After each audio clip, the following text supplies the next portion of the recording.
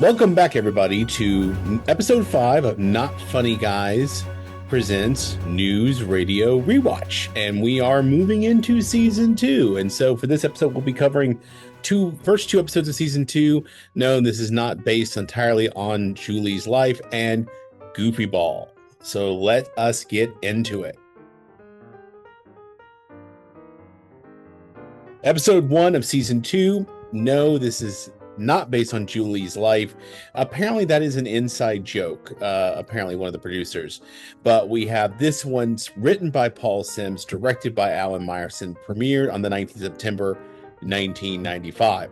And so Beth is one of our main plot lines for this one is Beth is trying to take nudie pictures of herself to send to her boyfriend. Joe tries to find out who has been stealing his gelato.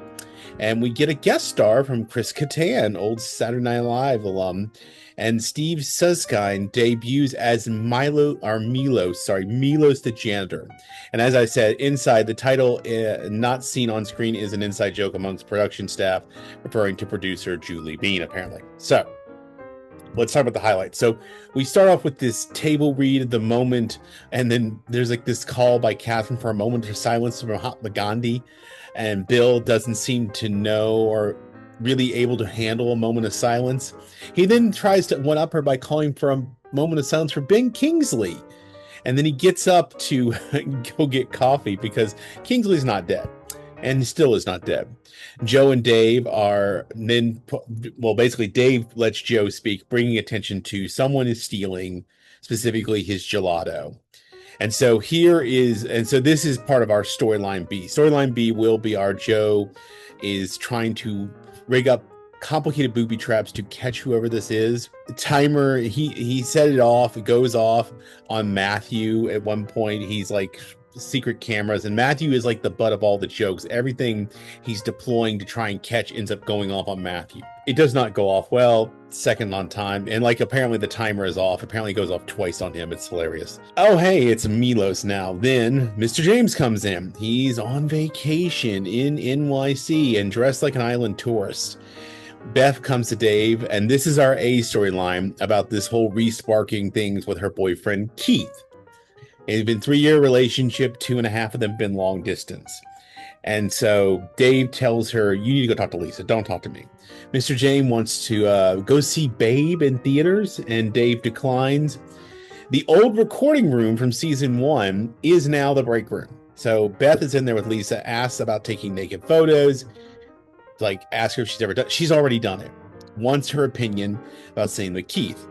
Lisa has never done this. Lisa then goes and talks to Dave about this and about why did everybody ever do this to him. And as she's saying this, he's on the speakerphone with his mom. He has apparently sent someone to some ex-girlfriend years ago. Lisa's afraid that maybe she's not kinky enough, and it makes her uncomfortable. And he sort of teases her about it, and she gets mad. Mr. James, of course, is on doing this whole vacations thing, which is kind of like a new edition of pushing the Lisa Dave thing down to plot line C. This is plot line D. This is plot C, sorry. Continues to be kind of a disruption. Now Beth has taken the pictures, and this is back in the day of real film, folks. So she actually had to take this to a photo development place. And she apparently gets the photos, giving Lisa, here's somebody else's pics. Da-da-dum. All right, so it's some 80-year-old's birthday, and she's apparently didn't use Polaroids. As they rush out to get her real photos back, Lisa still on about this girl that Dave hooked up with the photos and everything. And Mr. James continues to be bored and looking for adventure. He will eventually find it by delivering water. At the photo shop, Lisa and Beth go in there. Beth's trying to look to disguise. And of course, as they're talking about the photos, all 3 of the guys who work there come out to look at her. They know it's her. And one of them, of course, is Chris Kattan. You'll recognize him. They get the photos. They flee. They're back at the office. Mr. James is trying to play chess with different people. He's playing chess with Catherine. He's playing Battleship with Bill. He is bored, and this is when he accidentally gets mistaken for somebody named Leroy. He has 36 floors of water to deliver, and so out of boredom, he just gives into it. And that's kind of him going off to do his thing. Joe has resorted to blacklight and to finding out who's stealing his gelato. Matthew has covered it and he says, no, I didn't do it. I just had to move it to get to something. Also, I just want to point out as a personal preference, if you see Matthew's sweater in this episode, it looks like a rag used to wipe up blood. I'm not exactly sure what this look is. I'm sure it has a name. If you know, please tell me. It looks like a murder sweater. Now, Keith has sent photos of himself to Beth, and this is why she feels so compelled to send them back to her. He reveals this to Lisa. Dave apologizes to Lisa, admits he was uncomfortable with her talking about sex. He wants to try and be sexy with her. Turns out he's still making another joke, and she gets mad again. Beth does take nude photos, this time with a Polaroid, but now she's wearing a paper bag over his head with a smiley face, and it cracks Lisa up. They do show the photos to Bill in the hopes that he will tell her it's sexy. He gives her a very analytical, artistic response about the mask that women are supposed to wear. Nothing about it being sexy. And he then goes and tells Matthew that basically Beth is showing nudie photos of herself and he should check it out. Joe finally figures out the culprit thanks to a motion sensor camera and a block of cheese that once again goes off in Matthew's face. It's Milos. Dave won't fire him. He suggests that they brings 2 of these gelatos, one for Milos and one for himself, and Catherine offers to pay for it, and Joe reluctantly accepts. So this is a resolution to his storyline, but not yet. Beth apparently faxes the nudes to Keith, another old tech, and Mr. Jane comes in to see Dave. He got fired from the water delivery service. Apparently he fell asleep in the back of the truck. Lisa is still hung up with the photos of the other girl, this girl Elizabeth, and apparently it was all based on him lying to her about his deepest, darkest secret. His real fantasy is making love to his spaceship with base prostitutes. This is also a lie. This time he is not sort of joking, and she gets mad, and apparently her being mad at him is the fantasy. Turns out Milos has been working for Bill this entire time. He's a front man, getting paid by Bill too, and now he's being told there'll be an extra one in there for him. Devious Bill. Excellent episode, very fun. I do appreciate the way that, any good sitcom finds a way to blend all these storylines and plot lines together. But let's move on to episode 2 of season 2. So episode 2 of season 2, Goofy Ball, written by Paul Sims, directed by Alan Meyerson. Again, I think those are the same 2 we had last time. And this one aired on the 26th of September, 1995. Summary for this one is Mr. James introduces the staff to Goofy Ball, an annoying toy made by one of his companies. Dave and Lisa consider revealing their relationship. Bill has a stalker and buys a taser from Joe. This time we have a guest star from Dennis Miller as the stalker, and Judd Apatow is the voice of the laughing Goofy Ball. Interesting. So this one opens with Beth and Matthew and Joe all sort of playing with this thing, and Dave is annoyed. This will actually be our B plot for this one. Mr. Jane comes out to reveal, once Dave goes back in his office, that it was him. It's from a company he bought, and he wants them to kind of try it out. It's like hot potato. So once again, using his own employees to test his products. Lisa comes in wearing one of Dave's shirts as she takes off her jacket. He doesn't mind. She's embarrassed, puts the jacket back on, and then wants a different shirt. He goes into his drawer and he has all kinds of blue shirts. He starts naming them like Lapis, all the reds. It's like John Ralphio in that episode of Parks and Recreation where they laugh about the different names for the black, him and Aziz Ansari's character, who's named Tom. It's funny, and it's also very similar to Dwight's shirts from The Office. Catherine comes in to speak to Dave, apparently tells him that Bill has someone trying to kill him. Bill comes in sunglasses and a Yankees hat. Dave pretends like he can't see him. Oh my gosh, where'd he go? Dave is not taking this seriously. There's some guy downstairs with an eye patch. It moves, and then he goes and waits in a coffee shop across the street. And so this is his convinced stalker.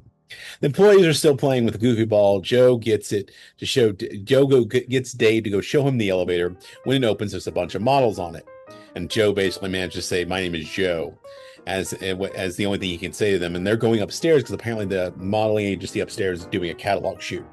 There's another old tech, catalogs. Joe wants to hook Dave up with one of these women, aka interfering with our secret plot line of him and Lisa keeping things a secret. And at one point when they're doing this, Lisa gets off the elevator. So we have plotline A, the stalker, B is the goofball, C is now Dave and Lisa, but we now have the tension of Joe trying to set him up with one of these models.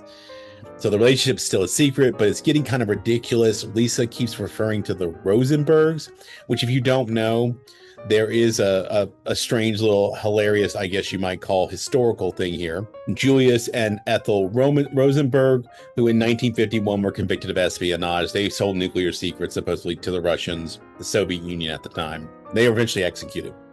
Lisa now thinks they should tell everyone, but there's all this back and forth.